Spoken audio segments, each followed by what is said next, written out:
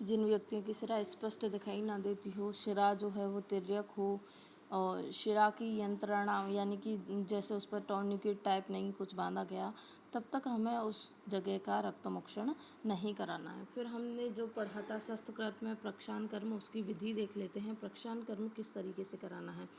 तो प्रक्षालन और शिरा वेद में शस्त्र का प्रयोग करते हैं, तभी तो इसका जो वेद है वो कौन था, शस्त्रकृत था। का रक्त विश्रावण ऐसे प्रयोग करें कि ऋजु, स्ट्रेट, असंकीर्ण यानी कि not very near to each other, यानी कि सिराएं जो हैं या जो स्थान है जहाँ पे आप प्रक्षालन कर रहे हो तो बहुत पास पास वाले एरिया में आपको प्रक्षालन नहीं करना है। सूक्ष्म, सम, अवगाढ़, अवगाढ़ यानी कि ज़्यादा जो है गहराई में नहीं होना चाहिए। रक्तमोक्षण, ज़्यादा गहराई का रक्तमोक्षण जो अभी हमने यहाँ पे पढ़ा था ना, देखो अवगाढ़, अवगाढ़, अवगाढ़तम, अवगाढ़तर, यानी कि जलों का सरफेस सुपरफिशियली जो है रक्तमोक्षण कराती है। श्रृंग लगाओगे तो थोड़ा डीप और जो है रक्तमोक्षण हो जाएगा, और अलाबू लगाने पर अवगाढ़ तक बहुत ज़्यादा डीप स्ट्रक्चर के अंदर आप जो है रक्तमोक्षण कर सकते हो, या बहुत ज़्यादा डीपली वहाँ से रक्त बाहर आ सकता है। तो ये प्रक्षालन कैसा होना चाहिए, ऋजु होना चाहिए, असंकीर्ण होना चाहिए। ऐसे स्थान पर आपको लगाना है, ज़्यादा पास पास वाले एरिया पे नहीं लगाना है। और क्या है, और आशुकारी ही लगाना चाहिए। साथ ही ये ध्यान रखना चाहिए कि मर्म, शिरा, स्नायु संधि जैसे स्थानों पर प्रक्षालन लगाते समय आघात नहीं होना चाहिए। तो ये तो इसकी विधि थी। फिर आता है शिरा वेद काल। कब कौन कौन सी ऋतुओं में आपको शिरा वेद कराना चाहिए या नहीं कराना चाहिए। तो देखिए, वर्षा ऋतु है अगर, और वहाँ पर आपको शिरा वेदन की आवश्यकता पड़ गई है, तो कब कराना चाहिए, जब दुर्दिन ना हो यानी कि बादल ना हो, उस टाइम कराओगे। ग्रीष्म ऋतु में तब कराओगे जब थोड़ा ठंडक हो, यानी कि रात्रि का समय कह सकते हैं। और हेमंत ऋतु में हमें दिन के समय जो है रक्तमोक्षण या शिरावेदन कराना है प्रक्षालन से, ठीक है। फिर उसके बाद आता है शस्त्र प्रणिधान प्रमाण तथा शस्त्र विशेष, यानी कि अगर आप कहीं पर जो है शिरावेदन कर रहे हो तो कितने प्रमाण में करोगे तब वहाँ से रक्त बाहर आएगा।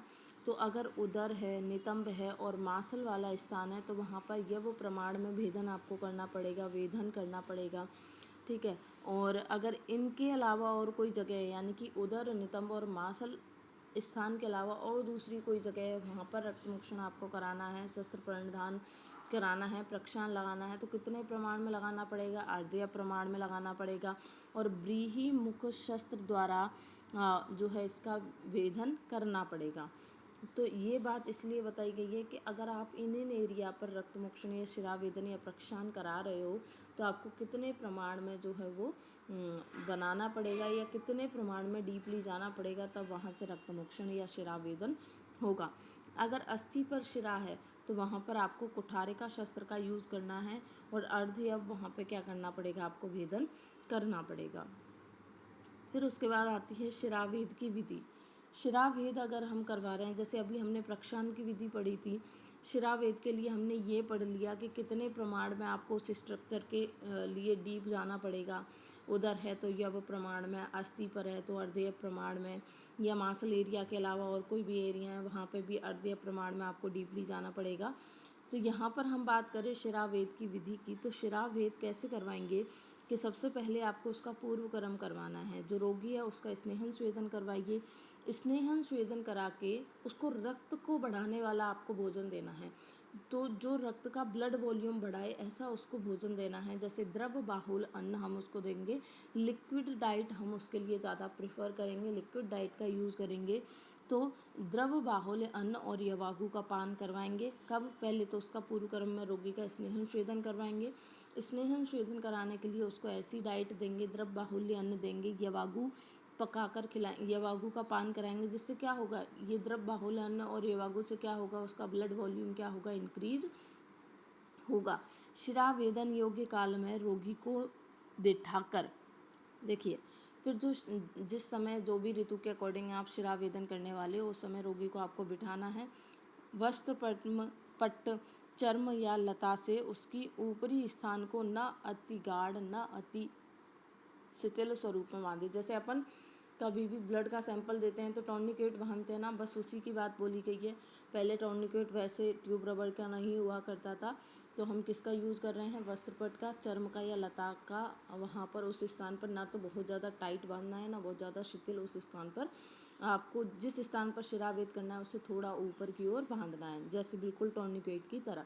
फिर उसके बाद इसके उपरांत शरीर प्रदेश पर शस्त्र के द्वारा हमें वेदन करना है। जो भी निडल सिरिंज है उसे आप वहाँ पर पंक्चरिंग कीजिए, वेदन कीजिए।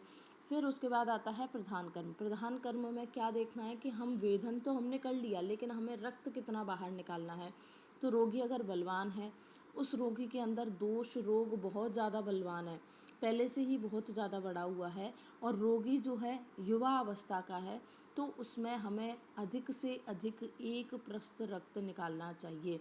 Very very very important question of AIPGT यहाँ से उठता है कि रक्त मोक्षण की या शिरावेद की प्रवर मात्रा या मैक्सिमम आप कितना रक्त निकाल सकते हो। तो हम 1 प्रस्त रक्त निकाल सकते हैं, इससे ज़्यादा रक्त हमें उस स्थान से नहीं निकालना होता। चाहे कैसा भी रोग हो, चाहे उसमें कितना भी रक्त हो, कुछ भी हो उसके अंदर, लेकिन हम कभी भी रक्त मोक्षण के अंदर 1 प्रस्त से ज़्यादा रक्त को बाहर नहीं निकालेंगे। ये बात इंपॉर्टेंट आपको ध्यान रखनी है, 1 प्रस्त से ज़्यादा रक्त कभी भी उसमें नहीं निकालना है। इसकी भी कंडीशन है, 1 प्रस्त भी आप तब निकालोगे जब रोगी बलवान हो और दोष अति बल हो। सबसे पहली कंडीशन तो यही है, जब तक रोगी बलवान नहीं होगा, दोष कितना भी बड़ा हुआ हो, आप उसके अंदर से जो है 1 प्रस्त रक्त नहीं निकाल सकते।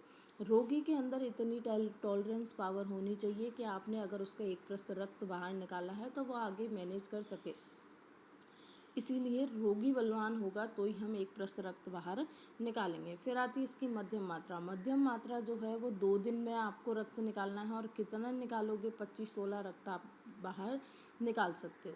ठीक है, तो मध्यम मात्रा में 2 दिन में आपको 25-16 रक्त बाहर निकालना है। फिर हीन मात्रा में भी 2 दिन के अंदर आपको 3 पल और 8 मासा रक्त बाहर निकालना है। तो ये बात भी आपको याद रखनी है कि रक्त मोक्षण में प्रवर, मध्यम और अवर या हीन मात्रा में कैसे कितने दिन में कितना रक्त बाहर निकाला जाता है। फिर उसके बाद जैसे ही शस्त्र प्रयोग किया, रक्त मोक्षण हो गया, रक्त भी बाहर निकाल लिया, उसके बाद क्या है, शस्त्र प्रयोग पश्चात सिरा से रक्त जो है वो धारा स्वरूप में बाहर आना शुरू हो जाता है, तथा कुछ समय बाद धारा बंद होने पर उस शिरा को सुविधा यानी कि आइडल पंक्चर किया जाता है। अगर वापस से वहाँ से रक्त, देखिए ये क्या है, सम्यक शिरा विद्ध के लक्षण है। यानी कि आपने वेदन कर्म किया तो आपको ये भी तो पता होना चाहिए कि वेदन सही हुआ है कि नहीं हुआ है। तो जैसे ही आप वेदन करोगे तो रक्त जो है वो धारा की फॉर्म में आना शुरू हो जाएगा। ठीक है, और धारा की फॉर्म में कुछ देर तक आएगा फिर बंद हो जाएगा। तो आप समझ जाइए कि सम्यक शिरा का वेदन हुआ है, यानी कि मेरे से गलत जगह कहीं पंक्चर नहीं हुआ है, बिल्कुल सही जगह एग्जैक्ट जगह पंक्चर हुआ है। तो ये है सम्यक शिरा विद्ध का लक्षण। और क्या क्या लक्षण आते हैं, सम्यक शिरा वेद होगा तो दूषित रक्त वो बाहर निकल जाएगा, तो शरीर में लघुता आ जाएगी। जिस भी वेदना पर्पज़ के लिए आपने कराया उस वेदना की शांति हो जाएगी, मन का प्रसादन हो जाएगा, क्योंकि जो भी दूषित रक्त था वो बाहर निकल चुका है। ठीक है, और व्याधि का वेग जो है वो कम हो जाएगा। ये सारे लक्षण आपको देखने को मिलेंगे। उपयोग लक्षण किस किस में आपको ये कराना है, तो वही रोग जो हम पहले पढ़ चुके हैं, आपको अलग से पढ़ने की ज़रूरत नहीं है बिल्कुल भी। वही कंडू, दाह, पाक, राग, शोफ, वेदना, इन्हीं में ही आप यूज़ कराओगे। लेकिन सॉरी कुछ गलत हुआ, अयोग लक्षण है ये, अयोग का। अगर शिरा वेद का सम्यक प्रयोग नहीं हुआ, अयोग हो जाता है, तो कौन कौन से लक्षण आएंगे, कंडू, दाह, पाक, यही सब में आते हैं। अगर रक्त पूरी तरह बाहर नहीं निकला, वो दूषित रक्त शरीर में ही पड़ा रहा, तो वो ये सारे विकार करेगा। तो फिर आप उसकी चिकित्सा क्या करोगे, जो व्रणमुख है, जहाँ पे आपने वेदन कर्म किया था लेकिन वहाँ से रक्त बाहर नहीं निकला है, तो जो आपने वेदन कर्म आपने जिस स्थान पर किया था जहाँ से रक्त बाहर नहीं निकला है, उस व्रण मुख पर आपको एला, शीत शिव हम कपूर को कहते हैं, एला, शीत शिव, कपूर, कुष्ठ, तगर, और भी कई सारी ड्रग्स आचार्यों ने बताई हैं। आपको ड्रग के नाम याद नहीं करने हैं, 2-4 याद रख लेना बस। इन सभी का बारीक पिसा हुआ चूर्ण लेना है, और चूर्ण लेके उस स्थान पर घर्षण करना है।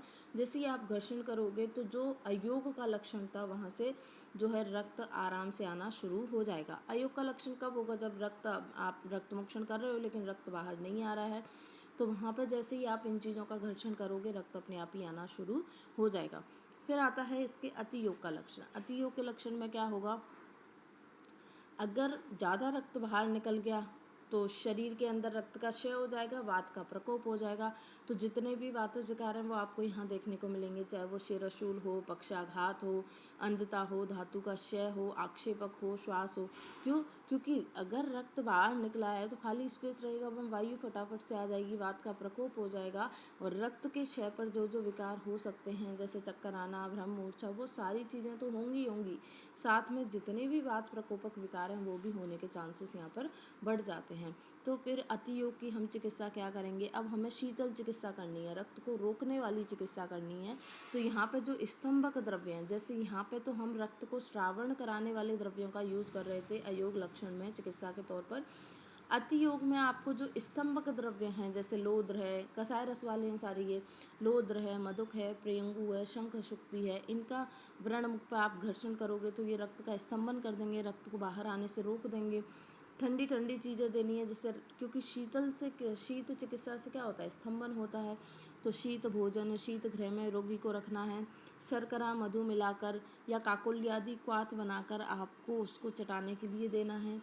ठीक है, और क्या है, रेशम की राख, सारी स्तंभक होंगी, लाक्षा चूर्ण सब स्तंभक है, इन सब का व्रण स्थान पर रख करके आपको क्या करना है, व्रण बंधन करना है। तो अति योग में आपको सिर्फ इतना याद रखना है कि आप स्तंभक चिकित्सा का प्रयोग करोगे। अगर मान लीजिए रक्त ज़्यादा बह रहा है तो आपको उसके स्कंदन के उपाय करने पड़ेंगे, उसको रोकने के उपाय करने पड़ेंगे। तो रोकने के या स्कंदन के क्या क्या उपाय होते हैं, संधान करा करके, स्कंदन से, पाचन से, दहन से। इम्पोर्टेंट है, EIPGT में पूछा जाता है रक्त स्कंदन के कितने उपाय हैं, 4 उपाय हैं। या आपसे 2 मार्क्स का क्वेश्चन यहाँ पूछा जाता है। सबसे पहला आता है संधान। संधान हम कैसे कराते हैं, कसाय द्रव्यों का यूज़ करा के, यानी कि उसका स्तंभन करा के। स्कंदन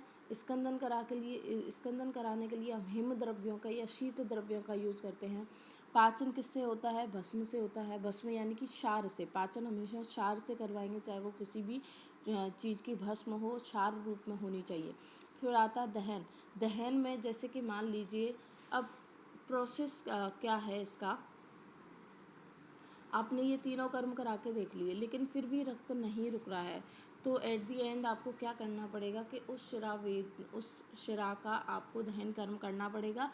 दहन कर्म करते ही उसका जो शिरा है जहाँ से ब्लड बाहर आ रहा है वो शिरा संकुचित हो जाएगा। संकुचित हो जाएगा तो रक्त आना बंद हो जाएगा। तो रक्त स्कंदन के 4 उपाय हैं, चारों इम्पोर्टेंट है। क्वेश्चन यहाँ भी पूछा जाता है, EIPGT में भी पूछा जाता है। चारों चीज़ आपको याद रखनी है, संधान, स्कंदन, पाचन और दहन। ठीक है, फिर आता है पश्चात कर्म, यानी कि सम्यक सिरावेद हो गया, सब कुछ हो गया। तो अब आपको क्या करना है, सम्यक रूप से हुआ है, उसके बाद पश्चात कर्म में हम क्या करेंगे उसकी बात कर रहे हैं कि जो शिरामुख है जहाँ पर आपने पंक्चरिंग की थी, वेदन किया था, उस जगह एक तो आपको तेल का पिचू रखना है। ठीक है, उस स्थान का आपको कोष्ण घृत से परिषेक कराना है, उस स्थान को आपको बांध देना है, और वहाँ पे व्रण बना है तो उसका शीतल जल द्वारा आपको क्या करना है, प्रक्षालन करना है। तो चाहे आप घृत से परिषेक कर रहे हो, तेल का पिचू धारण करा रहे हो, शीतल जल से उसका प्रक्षालन करा रहे हो, और फिर उसके बाद वहाँ पे बैंडेज कर देते हैं, शिरामुख को बांध देते हैं। ये कर्म तब करने हैं जब सम्यक रक्तमोक्षण या शिरावेदन हुआ हो। अयोग और अतियोग में हम ये सब नहीं करेंगे, पहले हम उसे सम्यक तक लेके आएंगे, उसके बाद हम पश्चात कर्म फॉलो करेंगे। फिर आता है पथ्य अपत्य, इम्पोर्टेंट है, बहुत इंपॉर्टेंट है। रक्त मोक्षण का पथ्य अपत्य 2 मार्क्स में पूछा जा सकता है, और यहाँ नहीं तो EIPGT में तो पूछा ही जाता है। अपथ्य क्या है, 1 मास तक किन किन चीज़ों का, जैसे बोलते हैं ना कि परिहार काल कितना होता है रक्त मोक्षण का, तो 1 मास तक आपको इन चीज़ों का जो है त्याग करना है। किस किस का, क्रोध का, आयास का, अति मैथुन, व्यायाम, साथ में आहार और अजीर्ण, इनका निषेध करना है 1 मास तक।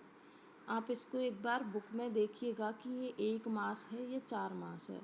थोड़ा सा मुझे यहाँ पे डाउट है, मुझे 4 मास याद आ रहा है, आप देखिएगा एक बार बुक में, और जो भी हो वैसा ही नोट्स में आप करेक्शन कर लीजिएगा। टेक्स्ट बुक में ज़रूर देखनी है ये चीज़, क्योंकि मुझे 4 मास याद आ रहा है, और आपने नहीं देखा तो मैं देख के बता दूँगी। मुझे 4 मास याद आ रहा है, और आई थिंक 4 मास ही है। लेकिन आप एक बार ज़रूर कंफर्म कीजिएगा टेक्स्ट बुक देख के कि 1 मास है इसका परिहार काल या फिर 4 मास है। ठीक है, ज़रूर देखना, इम्पोर्टेंट क्वेश्चन है, ऐसे ही छोड़ना मत इसको। फिर उसके बाद आता है नेक्स्ट जलों का अवचरण विधि। ठीक है, अब रक्तमोक्षण हम करा रहे हैं जलोका से। तो देखिए, ये जलोका अवचरण वाला क्वेश्चन आपसे यहाँ नहीं पूछा जाता, ये क्वेश्चन आपका 5 मार्क्स में पंचकर्मा में आता है। और मे भी पॉसिबल कि यहाँ भी आपसे पूछ लिया जाए। टॉपिक आपकी 2 सब्जेक्ट में तो आपको पढ़ना तो पड़ेगा ही, यहाँ नहीं पढ़ोगे तो पंचकर्मा में पढ़ोगे। तो टॉपिक इम्पोर्टेंट तो है ही, आपके पूरे फाइनल के बेस पर देखा जाए, चाहे वो पंचकर्मा में पूछे या यहाँ पूछे, ये जलोका अवचरण वाला टॉपिक इम्पोर्टेंट है। ठीक है, तो निरुक्ति बात करते हैं। जलोका होती कौन है? जो जल में निवास करे। जल मासोमक इति जलौकस, जो जल में निवास करती है, जिनका निवास स्थान जल होता है, उनको हम जलौका कहते हैं। फिर हम बात करते हैं कि जलौका जो होती है वो 2 प्रकार की होती है, एक सविष और एक निर्विष। यानी कि संख्या जो होती है वो सविष की 6 होगी, निर्विष की 6 होगी।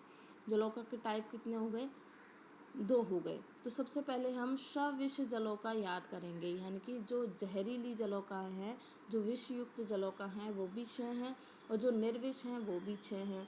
तो हमें याद करना क्यों ज़रूरी है? क्योंकि हम सविष को जो है चिकित्सा में यूज नहीं लेते हैं, हम चिकित्सा में निर्विष जलौका को यूज लेते हैं। अब इनके अंदर की प्रॉपर्टीज़ आपको नहीं भी याद हो तो चलेगा, लेकिन नाम तो सबसे पहले आपको याद करने ही करने हैं। मान लीजिए आपने इनका परीक्षण नहीं किया, आपने नहीं देखा कि सविष जलौका है या निर्विष जलौका है, आपने बिना देखे ही जलौका उच्चारण करा दिया उस स्थान पर। तो अगर वो सविष जलौका होगी तो दंश स्थान में शोथ होगा, सूजन आ जाएगी, कंडू होगी, व्यक्ति मूर्छित हो जाएगा, ज्वर, दाह और वमन से पीड़ित हो सकता है। अगर आपने सविष जलौका का प्रयोग किया तो ठीक है, क्योंकि सविष जलौका पहले खुद जहरीली है, खुद भी जहरीली है, ऊपर से वो रक्त का पान कर रही है, तो रोगी को कोई ना कोई प्रॉब्लम क्रिएट करेगी। तो ऐसे लक्षण जो है वो सविष जलौका के दंश स्थान पर देखने को मिलते हैं। चिकित्सा, अगर सविष जलौका से आपने बिना परीक्षण करे रक्तमोक्षण करा दिया तो फिर आपको तीव्रतादि महागध का वहाँ पर लेप करना है, उस दंश स्थान पर तीव्रतादि महागध का आप क्या करोगे? आलेप करोगे। अब हम बात करते हैं सविष जलौका में। पहली जलौका है कृष्णा, तो ये 6 हैं, कृष्णा, करबुरा, अलगर्दा, इंद्रायुधा, सामुद्रिका और गोचंद्रा। इनको याद करने की कोशिश कीजिएगा, चाहे आप अपने लिए ट्रिक बनाकर करो, कैसे भी करो, लेकिन आपको 12 के 12 जलौका के नाम अच्छे से याद होने चाहिए। ठीक है, तो कृष्णा, AIBGT में तो यहाँ से क्वेश्चन भी आया जाता है, जैसे कि आपके सामने रख दिया रोमशा महापार्श्वा और नीचे 4 जलौकाओं के नाम दे दिए, तो आपको पहचानना पड़ेगा कि कौन सी है रोमशा महापार्श्वा।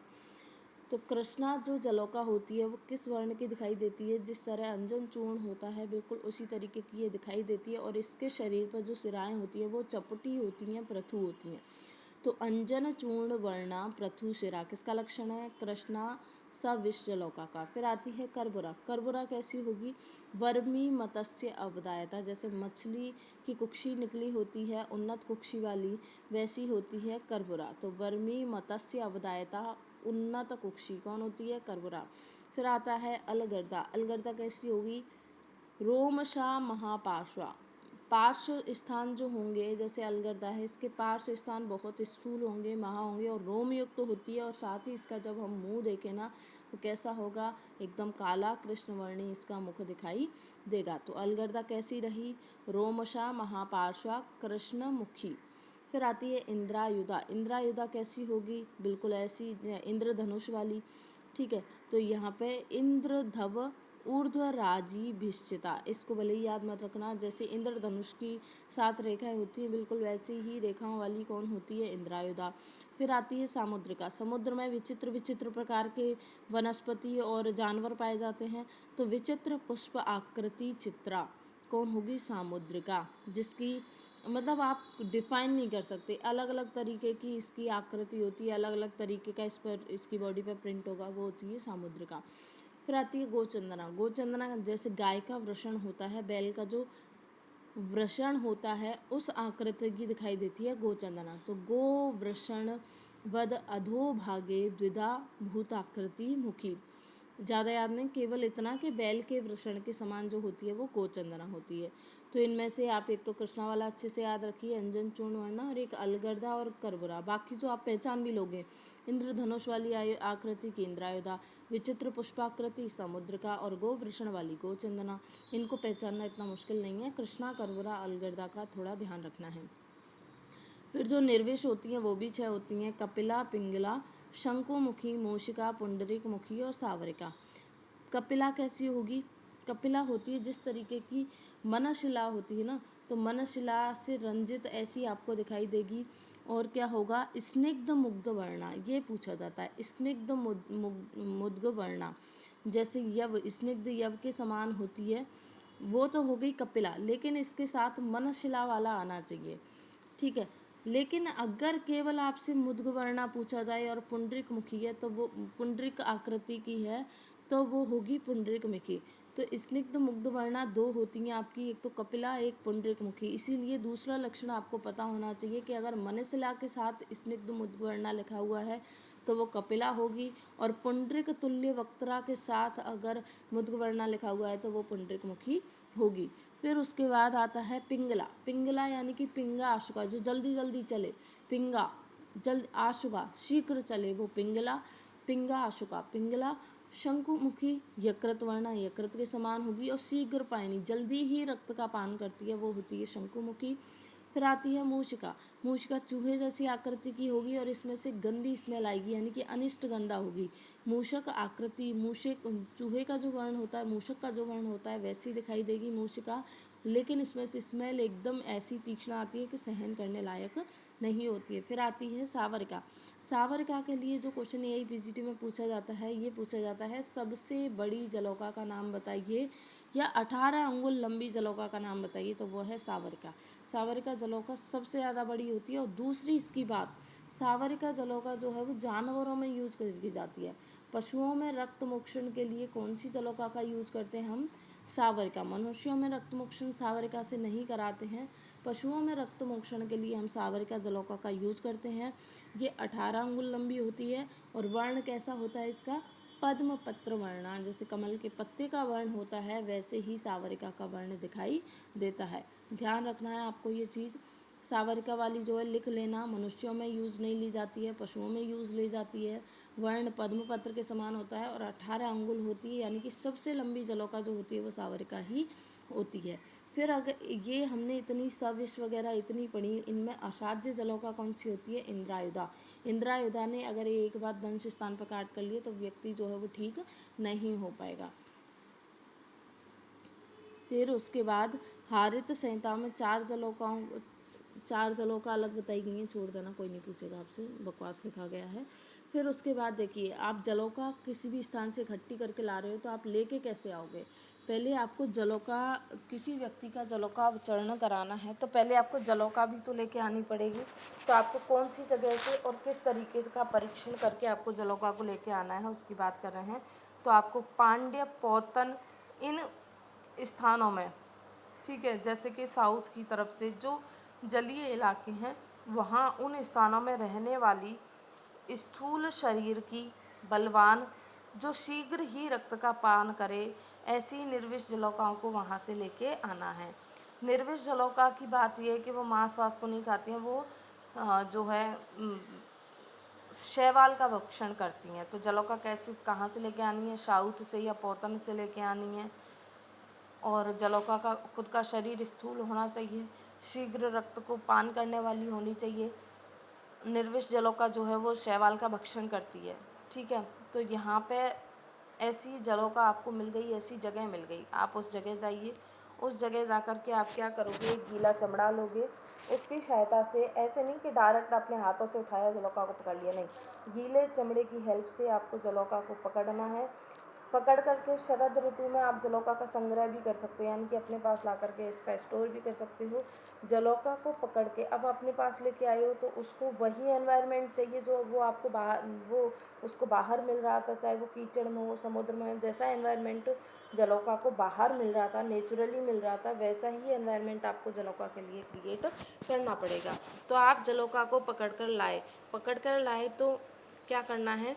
जो घड़ा है जिसके अंदर आप उसको स्टोर करने वाले हो, उस घड़े में आपको तालाब का पानी और कीचड़ भर देना है, जिससे उसको ये नहीं लगेगा कि मैं कहीं और बंद हो गई हूँ। और उसको जेल वाली फीलिंग मत देना, उसको ये नहीं लगेगा मैं कहीं और बंद हो गई हूँ। बिल्कुल वही एनवायरनमेंट आपको उसके लिए क्रिएट करना है। तो जहाँ से पकड़ के लाए हो उसी तालाब का तो पानी लेके आओ, और कीचड़ उसके अंदर आपको छोड़ देना है। किसके अंदर? घड़े के अंदर। ये कीचड़ भर दिया, आपको जलौका को भी उस घड़े में ही छोड़ देना है। फिर उसके बाद उसके खाने पीने की व्यवस्था करनी है। ऐसा नहीं कि उसको ले आए तो भूखा मारोगे, तो उसके लिए शैवाल दो, शुष्क मांस दो, कमल नाल, इन आदि जलचर वनस्पतियों का चूर्ण करके उसको खाने के लिए देना है। चाहे वो शैवाल हो, शुष्क मांस हो, कमल नाल हो, इन सभी वनस्पतियों का हल्का हल्का महीन चूर्ण कर करके आपको उस घड़े में डालते जाना है। घड़े में डालोगे तो वो जो है इन चीज़ों का भक्षण कर लेगी। फिर आपको क्या करना है, 3 दिन बाद घड़े का पानी बदलना है। 3 दिन के अंतर पर आपको घड़े का पानी बदलना है। 3 दिन में ही आपको उसको खाने के लिए देना है। और 7 दिन बाद आप उस घड़े को ही बदल दीजिए। जिस घड़े में आपने पहली बार जलौका को रखा, उसको 7 दिन बाद घड़े को बदल दो। 3 दिन बाद का अंतर रख के उसमें पानी बदलो। 3 दिन से उसको खाना दो। तो इस तरीके से आप जलौका को लेके आओगे तो उसको इस तरीके से आपको स्टोर करना है, इस तरीके से उसका संग्रहण करना है। फिर हम बात करते हैं कि हम जलौका तो ले आए, हमारे पास रखी भी है। अब आप कौन से पेशेंट में जलौका लगाओगे? तो जो राजा हैं, जो सुकुमार व्यक्ति हैं, जो पेन सहन नहीं कर सकते। क्योंकि देखिए, आप शिरावेदन करोगे, प्रक्षालन लगाओगे, श्रृंगिया लागू, कोई भी प्रोसीजर से रक्त मोक्षण करते हो, सभी में थोड़ा बहुत पेन तो होगा ही, लेकिन जलौका में बिल्कुल भी पेन नहीं होता है। तो जो सुकुमार व्यक्ति हैं, जो पेन सहन नहीं कर सकते, जैसे राजा है, धनवान पुत्र है, बालक है, वृद्ध है, भीरू है, दुर्बल है, स्त्री है, ये सब कैसे होते हैं? दुर्बल होते हैं, इनके अंदर बल की कमी होती है। तो इन व्यक्तियों के अंदर आपको जलौका का यूज़ करना है। अब जलौका को आप किसी भी व्यक्ति के लिए लगा रहे हो तो कैसे लगाओगे उसकी बात करते हैं। सबसे पहले इसके अंदर आता है पूर्व कर्म। पूर्व कर्म में आपको किसी भी व्यक्ति के अंदर जलौका का प्रयोग करने से पहले पहले सभी इंस्ट्रूमेंट, यंत्र आपको इकट्ठे कर लेने हैं। जैसे एक आपके पास किडनी ट्रे होनी चाहिए। किडनी ट्रे का क्या काम है? जैसे ही जलौका रक्तपान कर लेगी, आप उसको किडनी ट्रे में रख दोगे और उससे रक्त का वमन कराओगे। कॉटन होना चाहिए आपके पास, हरिद्रा चूर्ण होना चाहिए जलौका को वमन कराने के लिए, गौज कवलिका होनी चाहिए, सूची और सेंधव। ये सारी चीज़ें आपके पास पहले ही उपस्थित होनी चाहिए जब भी आप किसी व्यक्ति का जो है जलौका अवचरण कराने जा रहे हो उससे पहले। रोगी के जलौका अवचरण स्थान पर आपको, जिस भी स्थान पर आपको जलौका लगानी है, उस स्थान पर गोबर एवं मिट्टी के अवघर्षण से, वहाँ पे गोबर और मिट्टी से घिस के उस स्थान को कैसा करना है? खुरदरा बनाना है, रुक्ष बनाना है। क्योंकि हल्का सा वहाँ पे रक्त की एक आध बूंद बाहर आनी चाहिए, इस तरीके का खुरदरा बना दीजिए। क्योंकि जब तक खुरदरा नहीं होगा तो जो स्निग्ध जगह होगी, जो चिकनी जगह होगी, वहाँ पर जलौका चिपकेगी नहीं। इसीलिए आपको उस जगह को रुक्ष बनाना है और वहाँ से एक आध बूंद जो है रक्त की अगर निकल रही है तो और भी बढ़िया है। तो जलौका प्रयुक्त स्थान जो है वो व्रण रहित, वहाँ पे पहले से ही कोई व्रण नहीं होना चाहिए कि पहले का ही कोई घाव है और वहाँ पे बना रहे हो, नहीं। व्रण रहित स्थान होना चाहिए। बस आपको जिस स्थान पर कराना है वहाँ पर आपको गोबर और मिट्टी से क्या करना है? घर्षण करना है। अब मान लो जलौका पहले अब हम जलौका को घड़े से निकाल कर अब जलौका को तैयार कर रहे हैं, तो क्या करना है हमें? ये तो हमने रोगी को तैयार कर लिया, अब हम जलौका को तैयार कर रहे हैं रक्त पिलाने के लिए। तो जलौका के शरीर पर हमें सरसों और हल्दी का लेप करना है और पानी में कुछ समय के लिए छोड़ देना है। आपने जलौका को घड़े से निकाला, घड़े से निकाल के उस पर सरसों हल्दी का लेप किया और फिर उसको साफ पानी में छोड़ दिया। ऐसा करने से क्या होगा? जलौका जो होगी वो विगत क्लम हो जाएगी, यानी कि अगर उसको कोई थकावट हो रही है, उस थकावट का नाश हो जाएगा। क्योंकि अब तो मेन काम है जलौका को क्या करना है? रक्तपान करना है, इसलिए जलौका की ग्लानि भी दूर करना ज़रूरी है। ठीक है, फिर क्या है? जैसे ही उसकी ग्लानि दूर हो गई, रोगी पर आप जलौका का प्रयोग कीजिए। जलौका जो होती है वो 5-6 अंगुल लंबी होती है, ऐसा अष्टांग संग्रह ने बोला है। तो क्या करा आपने कि जैसे ही वो विगत कलम हो गई, आपने रोगी पर उसका प्रयोग किया। फिर उसके बाद आता है प्रधान कर्म। जलौका का शरीर जो होता है, अब आपको उसे ढकना है। किससे ढकोगे? तनु श्वेत आर्द्र वस्त्र से उसको ढकना है, क्योंकि हमेशा उसको वही एनवायरनमेंट, वो गीला गीला एनवायरनमेंट ही पसंद होता है, वही आपको प्रोवाइड कराना है। लेकिन उसके मुंह को नहीं ढकना है, ये बात भी याद रखनी है कि उसके शरीर को तनु श्वेत आर्द्र वस्त्रों से ढक दीजिए, लेकिन मुंह नहीं ढकना है। व्याधि स्थान पर जलौका अगर चिपक नहीं रही है, लग नहीं रही है, तो उस स्थान पर आप थोड़ा सा दूध या कोई भी मीठा रस है वहाँ पर बूंद बूंद करके डाल दीजिए। फिर भी नहीं लग रही है तो शस्त्र से लेखन कर दीजिए, क्योंकि लेखन करोगे तो रक्त की बूंदें बाहर आएंगी और रक्त तो जलौका को अति प्रिय है, वो उससे चिपक जाएगी। ठीक है। जलौका योग्य स्थान पर प्रयुक्त होने पर घोड़े के खुर के समान अपना मुख, ग्रीवा, स्कंद ऊपर उठाकर त्वचा में प्रवेश। यानी कि अगर आप पहचान कैसे करोगे कि जलौका जो है उस स्थान पर सही तरीके से लगी हुई है, क्योंकि अगर वो सही तरीके से लगी हुई तो वो रक्त का पान करेगी। जब भी रक्त का पान करेगी तो वो कंधे उचकाएगी, कंधे को ऊपर करेगी, घोड़े के खुर के समान मुख, ग्रीवा, स्कंद, इनको बार बार ऐसे लगेगा कि आपको कि ये पी रही है। आपने देखा भी होगा, नहीं देखा है तो वीडियो देख लेना जलौका उच्चारण की। जलौका जब रक्तपान करती है तो कैसे अपने कंधे ऊपर करती है। ठीक है। और क्या है, जलौका स्कंद ऊपर करते हुए और सिर उठाते हुए बार बार क्या करेगी, दूषित रक्त का पान करेगी। जलौका की एक खासियत होती है कि वो केवल दूषित रक्त का ही पान करती है। जैसे हंस पानी में मिले दूध से केवल दूध पी लेता है, पानी को छोड़ देता है, बिल्कुल वैसे ही जलौका भी दूषित रक्त का पान करती है। जैसे ही वो दूषित रक्त का पान कर लेगी, जब तक दूषित रक्त का पान करेगी आपको कोई दिक्कत नहीं होगी, ना तो कहीं तोद होगा, ना कंडू होगी, ना कुछ नहीं होगा। जैसे ही वो पूरा दूषित रक्त पान कर लिया, अब उसकी रक्त पीने की आदत है, दूषित रक्त पान कर लिया तो वो खुद से तो ऐसे होगी नहीं कि चलो अब मैं हट जाती हूँ, मेरा काम हो गया, इतना ही मेरा काम था, मुझे तो दूषित रक्त पीना था, ऐसा तो नहीं है।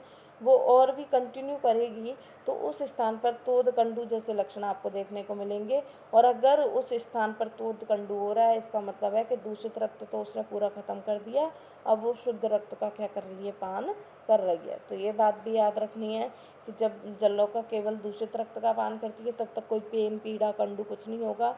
जैसे ही शुद्ध रक्त का पान करेगी तो कंडू वंडू सब कुछ होने लगेगा, तो आपको समझ जाना है शुद्ध रक्त का पान कर रही है और शुद्ध रक्त का पान कर रही है तो आपको उसको उस स्थान से हटाना है। अब हटाने के लिए क्या करोगे, सैंधव लवण का अवचूर्णन करके उस स्थान से आप पहले जलौका को अलग करोगे। अब आपने जलौका को उस स्थान से अलग कर लिया।